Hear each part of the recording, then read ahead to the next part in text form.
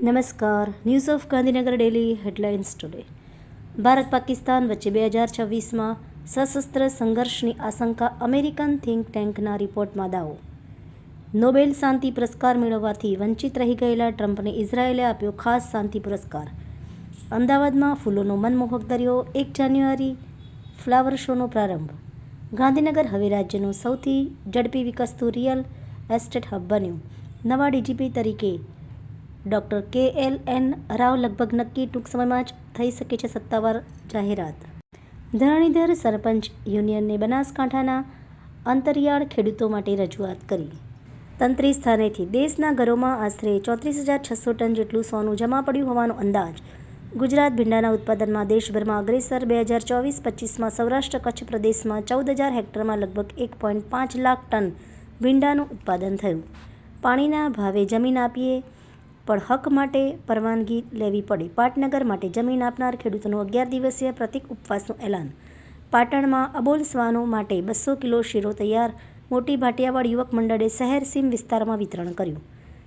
ઉદયપુર પુતિનના નિવાસસ્થાન પર ડ્રોન હુમલા અંગે PM મોદીનું મોટું નિવેદન. દુશ્મનાવટ ખતમ કરી શાંતિની અપીલ.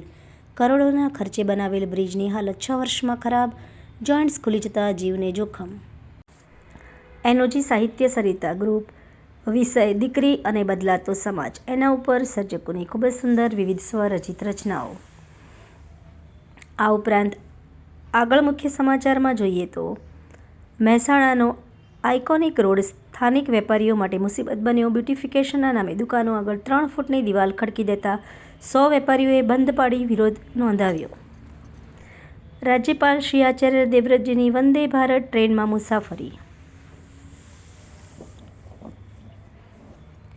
નવા વર્ષની પ્રથમ સૂર્યકિરણને નમસ્કાર. સૂર્ય નમસ્કાર અને ધ્યાન સત્ર યોજાશે. ધાનેરા ખાતે રોયલ ઇન્ટરનેશનલ સ્કૂલમાં દરબાર સમાજનો પ્રથમ સ્નેહ મિલન કાર્યક્રમ યોજાયો.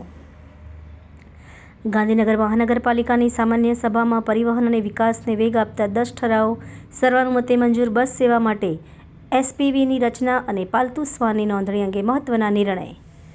આભાર. મીનાક્ષી રાવલ, ગાંધીનગર. ન્યૂઝ ઓફ ગાંધીનગર દૈનિક જનફરિયાદ ન્યૂઝ.